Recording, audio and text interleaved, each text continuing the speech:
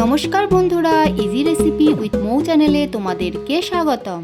আজ আমি তোমাদের জন্য নিয়ে এসেছি মিষ্টি সন্দেশের রেসিপি। বাড়িতে থাকা মাত্র কয়েকটা উপকরণ দিয়েই তোমরা এই সন্দেশটা বানিয়ে নিতে পারবা। সন্দেশ বানাতে আমি নিয়েছি 500 গ্রাম দুধ, ময়দা, চিনি, ঘি, 4টে এলাচকে গুঁড়ো করে নিয়েছি, 5-6টা আমন্ডকে তাওয়াতে হালকা গরম করে গুঁড়ো করে নিয়েছি, আর আছে কিশমিশ। চলো শুরু করি।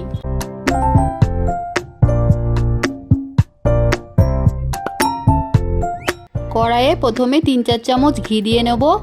এবার কড়াইয়ের মধ্যে 4 চামচ ময়দা দেব। ময়দাটা দিয়ে ভালো করে নাড়িয়ে দিতে হবে। প্রথমে 2 চামচ ময়দা দিয়ে একটু নাড়িয়ে নিয়ে তারপরে আবার 2 চামচ ময়দা দিয়ে দেবো। ময়দাটাকে খুব ভালোভাবে নাড়িয়ে যেতে হবে যেন ময়দার কাঁচা গন্ধটা কেটে যায়, আর খুব ভালো করে লাল করে ভেজে নিতে হবে। রান্নাটা করার সময় গ্যাসটাকে লো হিটে রাখতে হবে।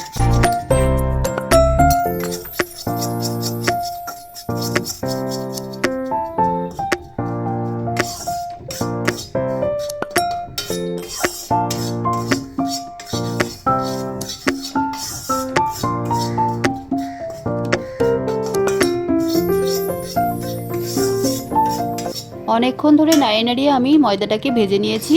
দেখো আস্তে আস্তে ময়দাটার কালারটা চেঞ্জ হয়ে গেছে। দেখো ময়দাটা এরকম লাল লাল হয়ে গেছে। এবার আমি তুলে নেব।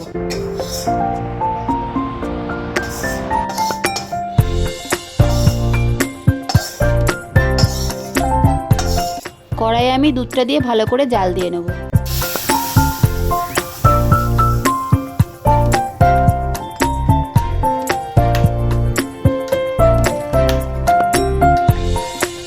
দুধটা খুব ঘন করে জাল দিয়ে নিতে হবে। দুধটা অনেকটা ঘন হয়ে গেছে। এবার আমি চিনি দিয়ে দেবো। চিনিটা তোমরা স্বাদ অনুযায়ী দিও। চিনি দেওয়ার পর আবার ভালো করে ঘন করে দুধটাকে জাল দেবো।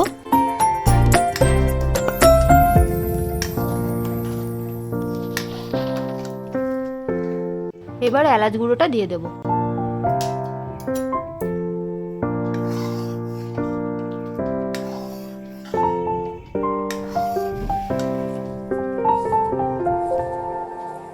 দুধটা অনেকটাই ঘন হয়ে গেছে। এবার ময়দাটা চামচে করে করে দেবো। অল্প করে দেবা, একবারে দেবা না, তাহলে সব দলা পেকে যাবে।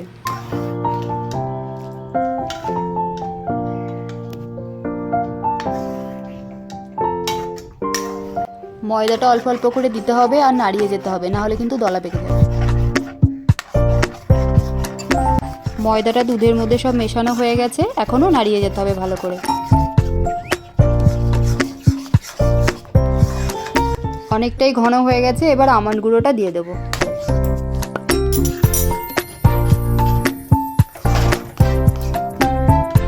কড়াই থেকে যখন ছেড়ে দেবে তখন ঘি দিয়ে দেবো 1 চামচ। এরকম একটা ডোয়ের মতন তৈরি হয়ে গেছে। এবার এটাকে প্লেটে তুলে নেব। প্লেটে আমি ঘি মাখিয়ে নিয়েছি। এবার ডোটাকে দিয়ে সমান করে বসিয়ে নেব।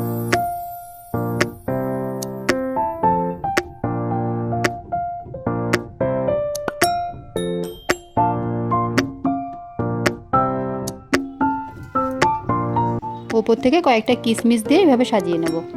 এই সন্দেশটাকে ফ্রিজে 1 ঘন্টা রেখে দিতে হবে।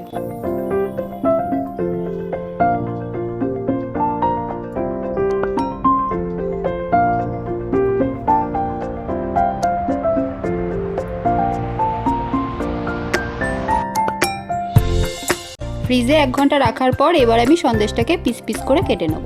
মিষ্টি খেতে ইচ্ছা করলে সহজেই এই রেসিপিটা বাড়িতে বানিয়ে নিতে পারবে। এই সন্দেশের রেসিপিটা তোমাদের যদি ভালো লেগে থাকে তাহলে অবশ্যই কমেন্টে জানিও আর সবাইকে শেয়ার করে দিও। এইরকম চটজলদি ইজি রেসিপি দেখার জন্য আমার চ্যানেলটিকে লাইক ও সাবস্ক্রাইব করে আমার সাথে জুড়ে থেকো।